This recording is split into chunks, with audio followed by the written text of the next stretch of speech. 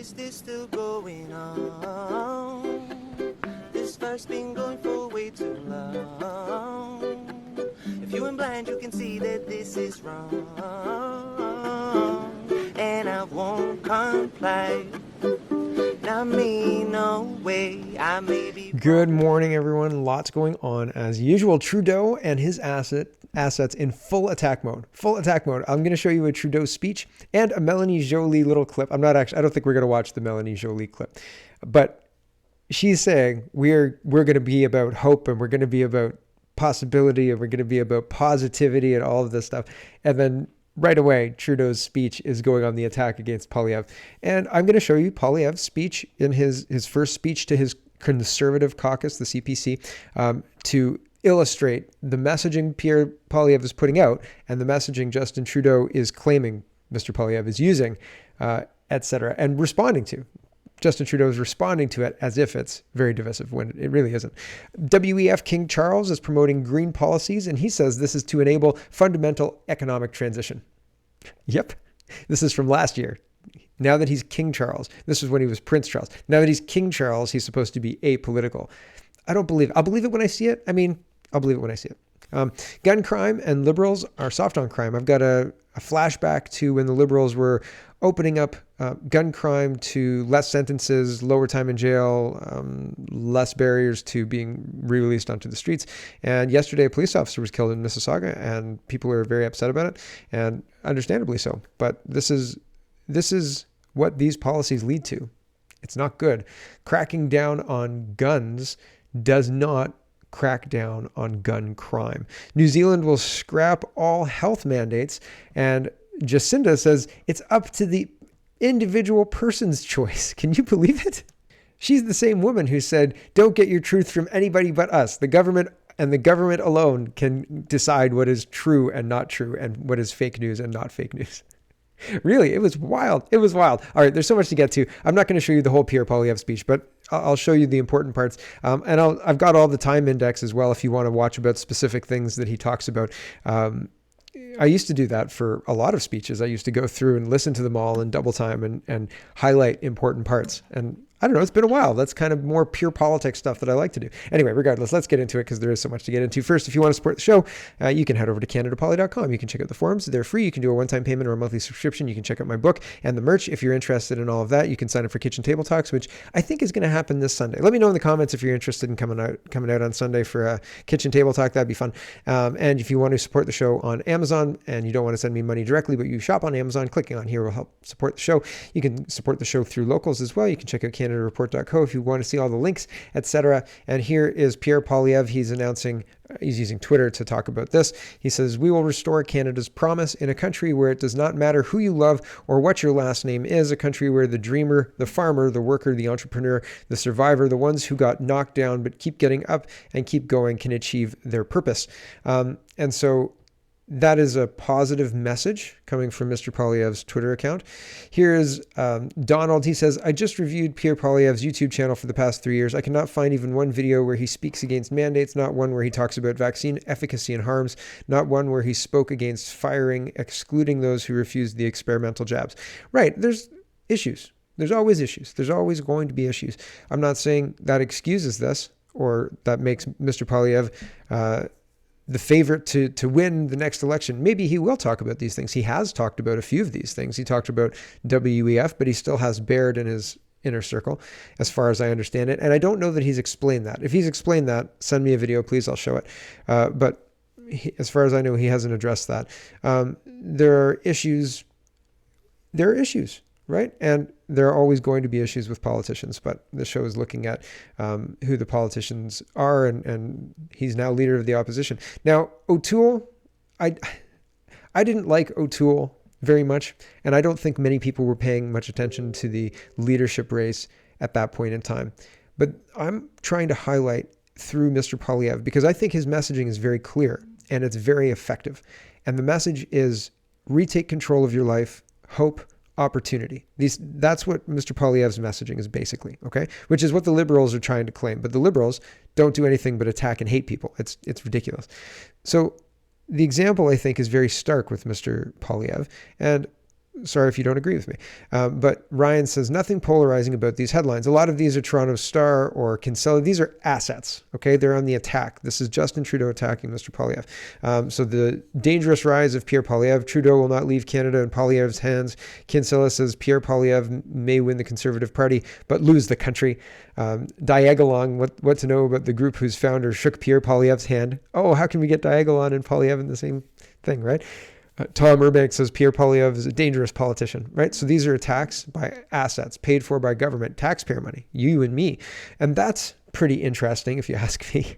I don't like that very much. Here is Pierre Poilievre's first speech to his caucus. He brought his 1-year-old son and he says, today is a momentous occasion. Today is a big day because it's my son's birthday. And that's so human, right? And that's cool, okay? And I'm a dad and I understand. So good for him for being able to do this. This is a neat memory to be able to show your son this footage and be like, look, like right after I won this important thing, this is what I did with you, right? You were a part of that. And that's cool. That's cool. So I'm going to show this to you because it's important. Here we go. It is Baby Cruz's first birthday. Oh. So we just have a little bit of a cake here. We're gonna... Sorry, that's at my brain speed. We'll see. I watched it just before the show. Hold on a second here. Let's see if I can get it back to the normal speed. I'll pause it. Sorry about that. I try to have it queued up and ready to go and not in double time when I play it for you. So apologies about that. Here we go. This is in regular speed. This is a birthday cake for his son. Here you go. Obviously, it's a historic moment for Canada, and that is that it is Baby Cruz's first birthday. So we just have a little bit of a cake here. We're going to cut. We'll see if he can blow out the flame. Yesterday, he made quite the mess. So this is Baby Cruz's birthday cake, and we'll see if he can blow it out.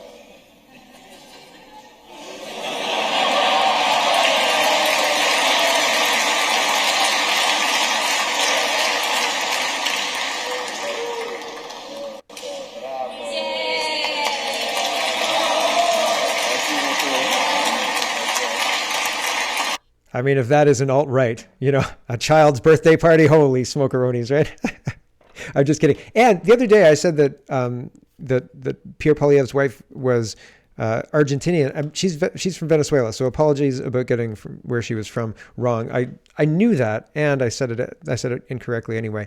But I didn't realize that I said it incorrectly. I thought I said the right thing, but apologies. And I was wrong. I listened to it back and thought, oh yeah, that's not right. Holy smoke. Anyway, regardless, I was obviously kidding about this being alt-right. Family values is seen as right-wing these days. Being a family that celebrates a birthday would be like, oh my goodness, pearl clutching. What about the children? From the Liberals, right? Mr. Poilievre is very human in this, and I think that it bears showing because I'm going to show you Justin Trudeau's attack in a minute. I'm going to queue up I wanted to show you a couple of specific lines from the speech, and 11 minutes in is Baby Cruz's birthday wishes. 16 minutes in is where he starts in English. He says anything is possible in Canada. 17 minutes in, he starts talking about food prices and affordability and talking about human stories, people who can't buy new work boots or can't put enough fuel in the tank to go visit dying relatives. 18 minutes, he talks about savings evaporating for older Canadians. 19 minutes talks about inflation and says an out-of-touch prime minister, and it talks about raising taxes. So I'm going to get a couple of, and says absolutely under no circumstances, no new taxes. So, okay, here's one message of hope, he says here, talking about seniors. We can't afford new ones. And I meet seniors all the time whose savings are evaporating because of 40-year highs in inflation. They don't know how they're going to live out their days. Canadians are hurting, and it is our job to transform that hurt into hope, and that is my mission.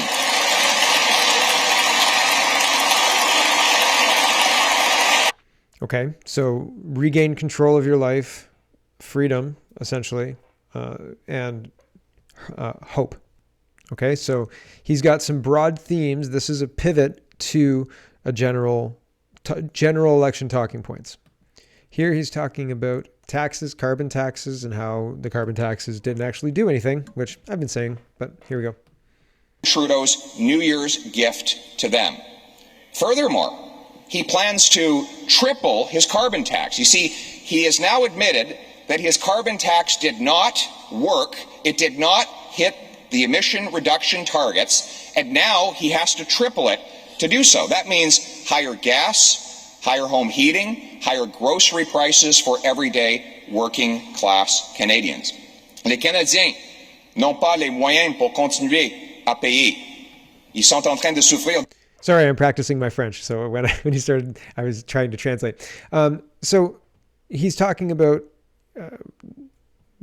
in just a minute, he's talking about a challenge to the Prime Minister. Here it is.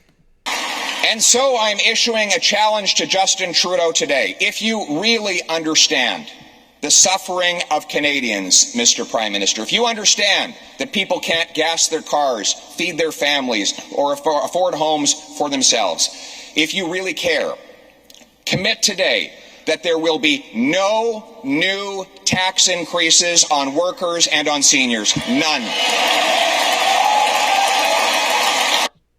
So this is a caucus speech. Oh, I've got one more bit to show you. This is a caucus speech, but I think a lot of the messaging is being tested for a general messaging rather than for the Conservatives, and I think it resonates. It is resonating. This is the wrap up of Mr. Poilievre's speech, I think. And he, before the end of the speech, between what I just showed you and the end of the speech here, he checks the woke coalition and saying, we'll work with everyone, but we'll not compromise on no new taxes. We don't want any new taxes. Talks about the national debt and gets a big laugh line at 23 minutes. This is the last kind of encapsulating the whole speech. And I think it's more hopeful than attacking anybody. And I think it's a good speech generally. And sorry, there's one other point. 2 points, actually. The first, he says, listen. And every time Obama said listen, he was saying something that was misleading. And 2, he says, we know. And at the end of this, he starts using exactly the same we know as Trudeau. And I thought, that's weird. Is that like, did you know you were doing that? Or is that purposeful? I can't tell. Those are the other 2 things I wanted to mention before this. Okay, here we go. This is Poilievre's wrap up to this first caucus speech that I think is testing the water for general messaging. Here we go. Listen, the dollars and cents are just the means to an end. We're not interested in having a more impressive accounting ledger for its own sake. We're doing this as Conservatives because we know that when government ruins the finances of the nation, it ruins the lives of its citizens. We know that every single dollar spent by government is paid by the working class taxpayer and the seniors of this country, either through inflation, debt, or taxes. We know that when excessive regulation and gatekeeping hold back our economy, it means holding back the aspirational dreams of hard-working people. We know that people are hurting across this country, and the way we transform that hurt into hope is by fighting for people's chance to achieve their dreams through hard work. I want every single Canadian to have the opportunity that I had, to come from modest beginnings, but to work hard every day, to make sacrifices, to be responsible, and to have all of those virtues pay off as they realize their dreams in their country, a country with a small government and big citizens, where the state is servant and the people are the masters.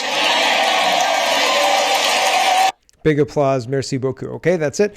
Bingo, bango, bongo. Good speech. I think, yeah, pretty all right, right? Pretty good for the first caucus speech. It wasn't aimed generally at the caucus. I think it was aimed at a general audience, and rightly so. He knows people are going to be looking at him. He knows he has to define himself.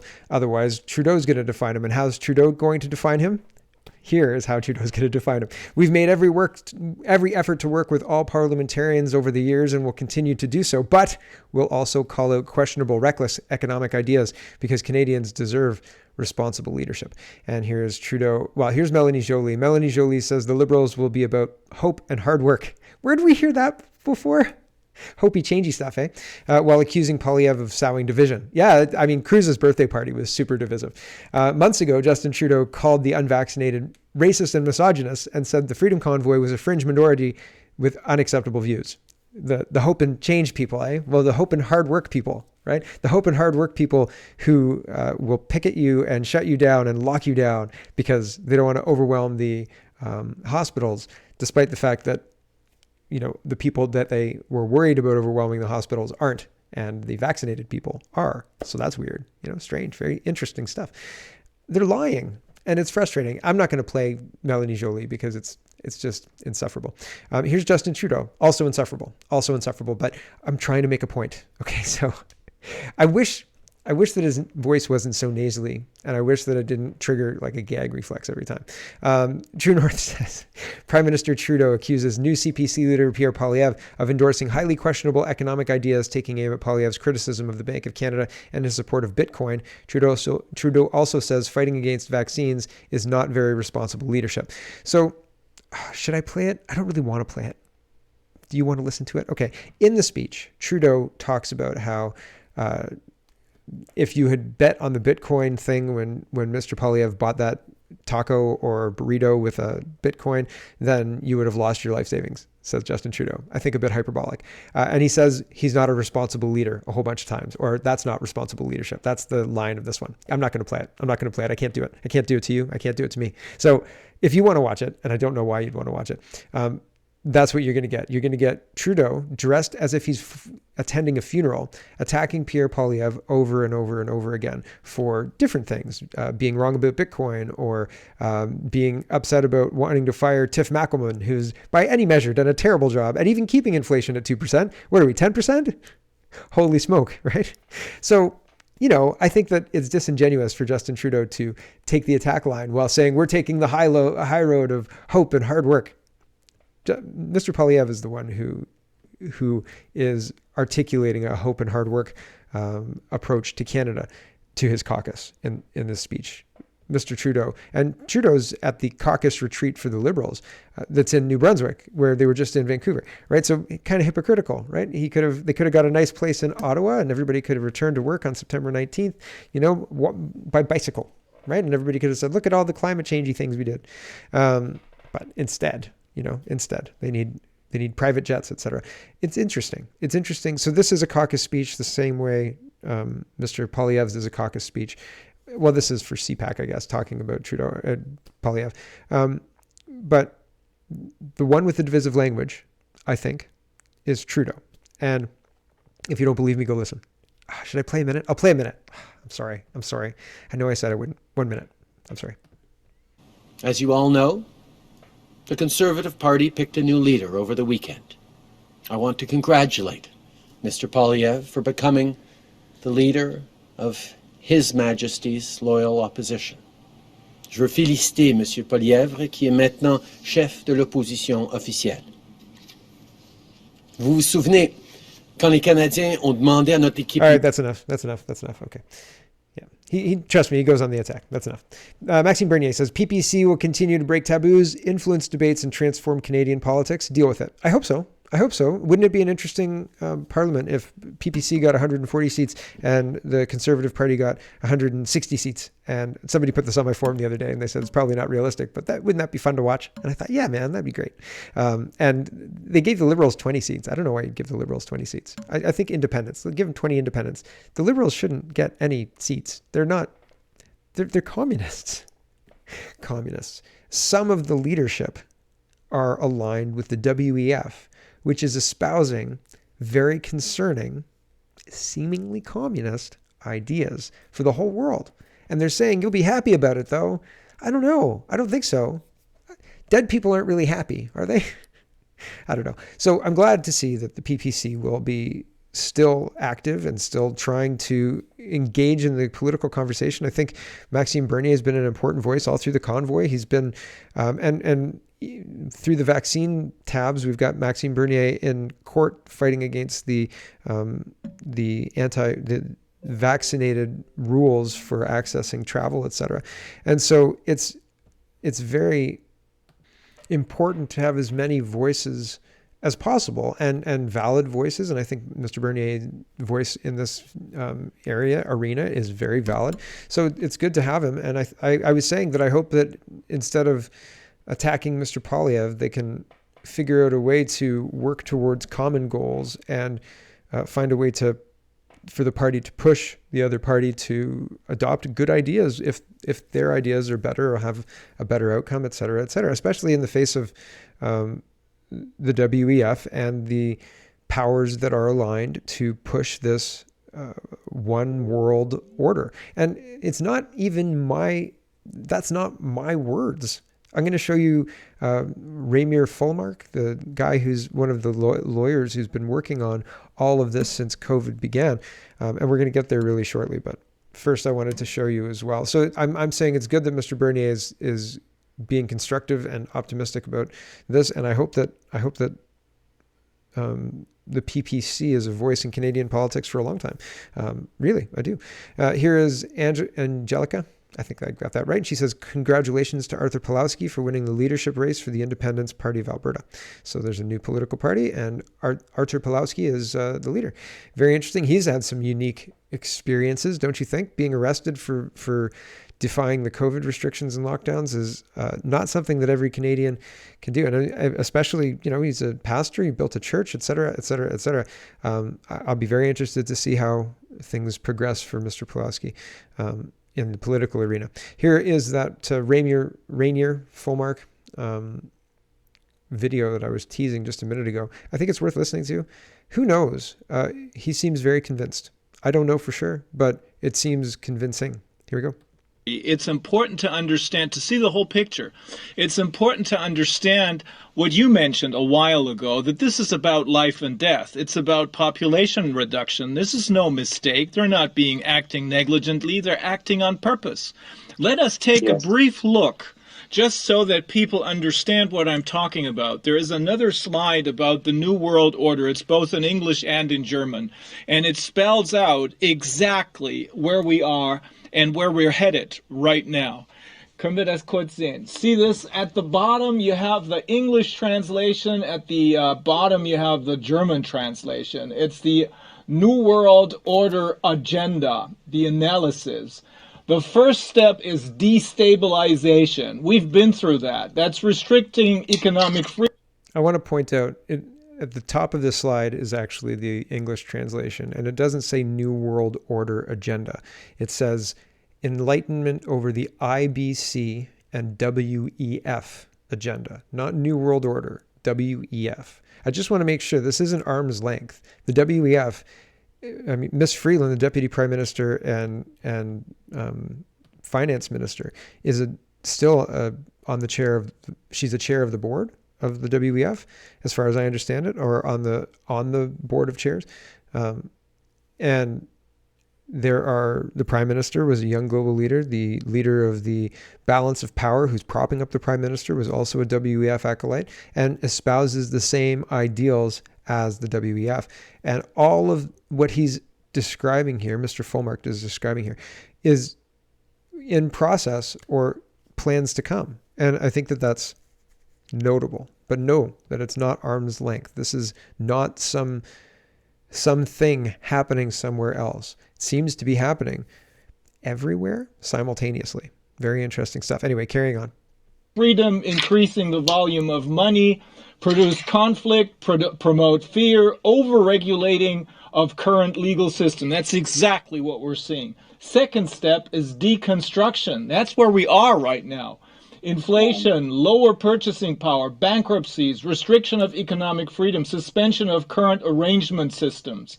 And the third step is reconstruction, setting up a new financial system. Then they will pop up and play the savior. Those who are trying to kill us will all of a sudden pop up and play the savior, assume the role as a savior in times of need. Universal basic income is what they're going to offer us. Centralization through supranational structures. And the final step is the end result, control over all resources, transfer of personal responsibility and global laws. This is not a conspiracy theory. You can read it in the Great Reset. Yeah. This is not a conspiracy theory. But if people do not understand this, they will not make the right choices.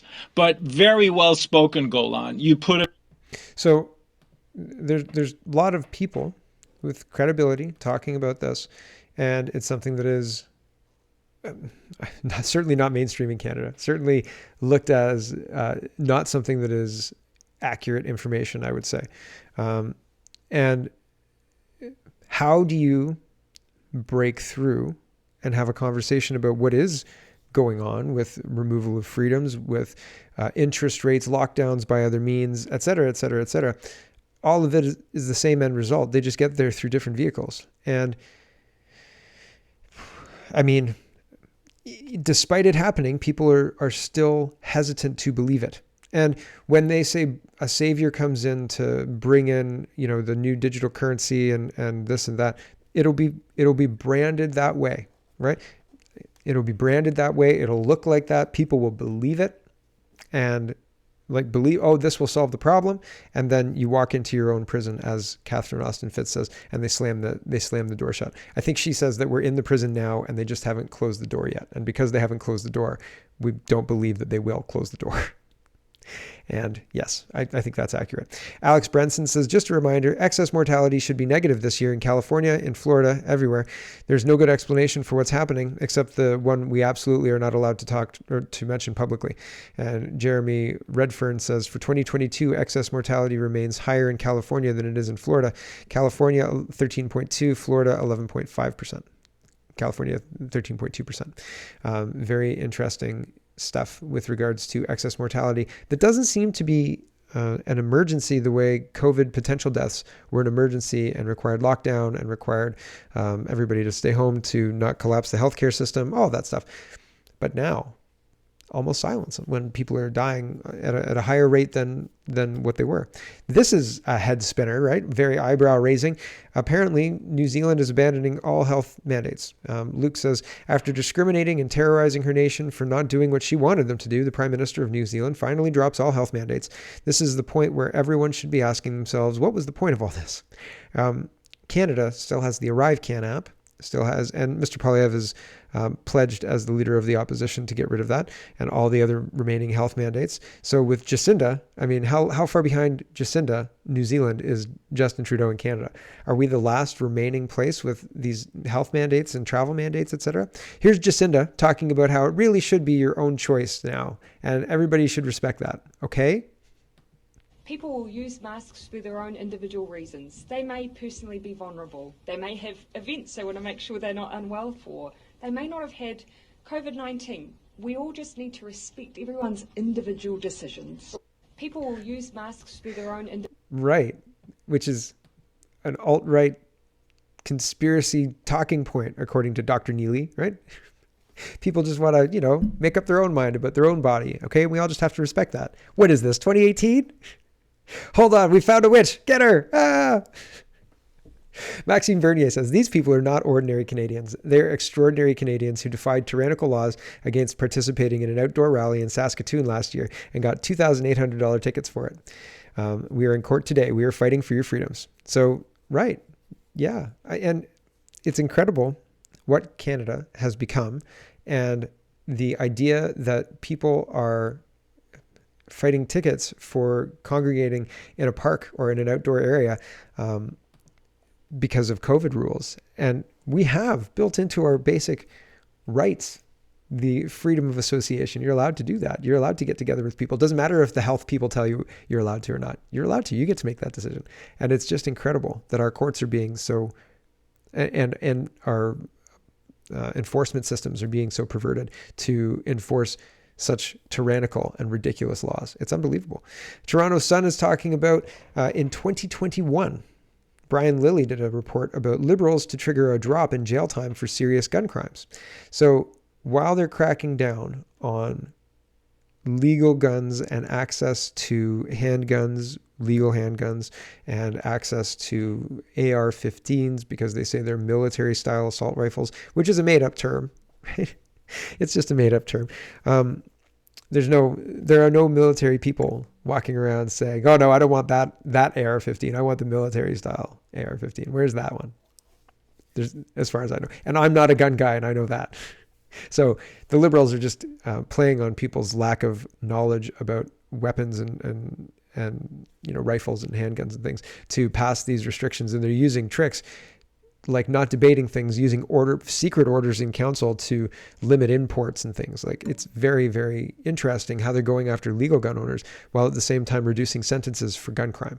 And here's the fast forward 9 months, right? September 12th, 2022. So Brian Lilly is reporting on the drop in jail time for serious gun crimes on December 6, 2021. And 9 months, 10 months later, you've got Toronto cop shot and killed in Mississauga. And this is a shooting spree, a violent suspect who ended up dead. A Toronto police officer running a training course was shot and killed in Mississauga on Monday afternoon in what Peel Police Chief Nish, I can't say his name, I'm sorry, described as an unprovoked attack, which preceded a dramatic string of violence that left 3 dead and 3 injured, including the suspect, across various parts of the GTA. As far as I understand it, the suspect is dead. Training Constable Andrew Hong, a 22-year-old veteran with the Toronto Force, died shortly following the daylight attack. So terrible stuff happening. People are running around with weapons and doing all sorts of terrible things. Alex says 9 shootings in a matter of 48 hours, and now a Toronto officer has been killed. Spare us all your thoughts and prayers. Spare us your useless gun bans. It's clear that criminals are running the show because no one in charge will take charge. Yeah. There's all sorts of problems with the gun crime, but most of it is not at the policing level, as far as I understand it, other than being completely demoralized, because if you bring somebody in for breaking the law and the courts put them out in the same day, or the gun laws have been changed or watered down to the point of uselessness, why do anything about gun crime? Because nobody cares about gun crime other than the people on the street, right? And if nobody cares, then nothing's going to change, right? So it would be very difficult to be a good cop in this situation. Here is, and what I mean by good cop is a cop who believes in the system, a cop who is looking at this saying, if I catch the bad guy and do my job, the district attorney and the courts are going to do their job and the system's going to work. I think that it's after the 6th or 7th time that you bring in a gun crime guy and the gun crime guy walks out past you before you leave for the day, and you know that there's no justice being done, and probably that guy's going to go and do more damage. That's got to be like demoralizing. That's got to be not good, right? That can't be nice for your mental state. That's what I mean by that. So, I mean, people who can't do that find different employment, right? But people who don't have other options, I mean, jeepers creepers. Holly Doan talks about race. She says, petition to CAEF demands Canadian Heritage Minister Pablo Rodriguez name names in a $133,000 grant to groups stripped of funding for anti-Semitism. And that's the Laith Marouf scandal. These are governments paying people to come up with anti-racist guidelines for broadcast, but these people who they paid are themselves racist. How do we get to the bottom of this, and how do we know how deep this goes, right? There are race issues in municipalities with them paying for anti-racism training, but the ideas that are presented are on their face blatantly racist.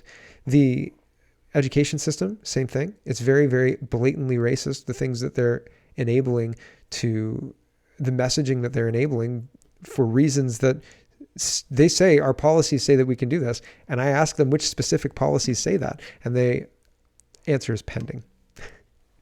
I don't know if they've all read these policies. I've certainly read them, and they don't say that they can say those things. Anyway, it's very interesting. How deep does payment for studies that call flags racist? Certain, like the Ontario flag was called right-wing, alt-right, and racist by a school board study. So how deep does this go, right? And how do you put a stop to it? How can you even begin to put a stop to it? It's incredible.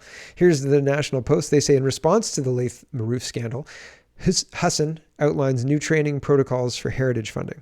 So, man, I would love to have a heritage minister who loved Canada and did like a revival of the part of our heritage. I'd love to see I would love all the original commercials rerun.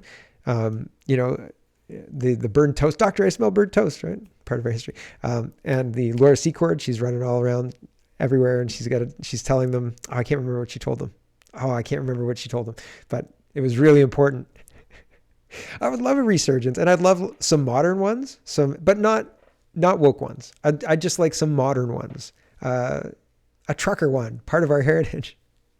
I don't know. I've seen the memes, maybe some meme ones, but some good ones, right? Ones that you can honestly be proud of and say, like the golden goal, Sidney Crosby's golden goal, like where across Canada, pretty much everybody was watching that game and everybody just lost it when he scored that goal, right? That kind of stuff, that stuff that makes you think, yeah, I am Canadian and I was a part of that. That kind of stuff. Why can't we get back to that rather than funding racist people to come up with bullshit studies that mean nothing except to further their garbage agenda, their WEF agenda. Speaking of the WEF, oh, here's King Charles. Actually, this is Prince Charles, and he's articulating that in order to get an economic transition, this green thing really needs to go really, really hot. I'm paraphrasing, but you'll listen to the minute-long bit of this speech. Liz says, 1 year ago, the new King of England declared war on humanity and called for global military action to cut carbon across the planet that will kill 3 billion people by cutting off their energy. Here we go. Ladies and gentlemen, my plea today is for countries to come together to create the environment that enables every sector of industry to take the action required. We know this will take trillions, not billions of dollars. We also know that countries, many of whom are burdened by growing levels of debt, simply cannot afford to go green. Here we need a vast military-style campaign to marshal the strength of the global private sector. With trillions at its disposal, far beyond global GDP, and with the greatest respect, beyond even the governments of the world's leaders, it offers the only real prospect of achieving fundamental economic transition. So, ladies and gentlemen, a military-style campaign to usher in green policies for a fundamental economic transition. Thank you, King Charles, WEF acolyte. I think this whole King thing of King of Canada thing is going to be more impactful than we think it is. Looney Politics says Canada to be prominent at Queen's lying in state and funeral. Diplomat. I don't think this diplomat is well informed. Here's an Australian bit that says Queen Elizabeth II's funeral. Foreign heads of state have been told that private jets are banned and they're supposed to take a bus from West London. Foreign heads of state and their spouses have been banned from using private jets and helicopters to get to the Queen's funeral and told to take the bus instead. Whitehall has issued strict guidance for dignitaries arriving in the UK to pay their respects to the monarch when she is laid to rest at Westminster Abbey on September 19th. Leaked documents obtained by the Politico news website reveal the world's political elite will be banned from using their own cars to get to the Abbey and instead will be asked to park in West London and take a bus. The Foreign Office has also asked attendees to refrain from using private jets and has limited spaces at the funeral to 2 per nation. So Canada gets 3 and we're really highlighted. I don't know if we get 3. It seems like everybody gets 2. Elements of the plan have been met with incredulity in some quarters, with one foreign ambassador complaining, "Can you imagine Joe Biden on the bus?" Organizers blame tight security and road restrictions and said Heathrow is not available for private flight arrangements. Helicopter transfers from airports are banned due to the number of flights operating at this time, but the directive has been dismissed by Australian Prime Minister Anthony Albanese. Albanese, who was dubbed Airbus Albo after his repeated overseas jaunts so quickly after his election, has insisted he will still be taking the Royal Australian Air Force VIP jet on Thursday evening. There are long-standing plans for myself and the Governor-General to travel to London, and we'll be doing so on Thursday night. Earlier, Mr. Albanese's deputy, Richard Marles, suggested prime ministers never flew commercial due to security concerns. Right, so I think it's very... I don't know if this is fake news. It might be. But I don't know that Canada is going to be playing a prominent role in the Queen's funeral or anything to that effect.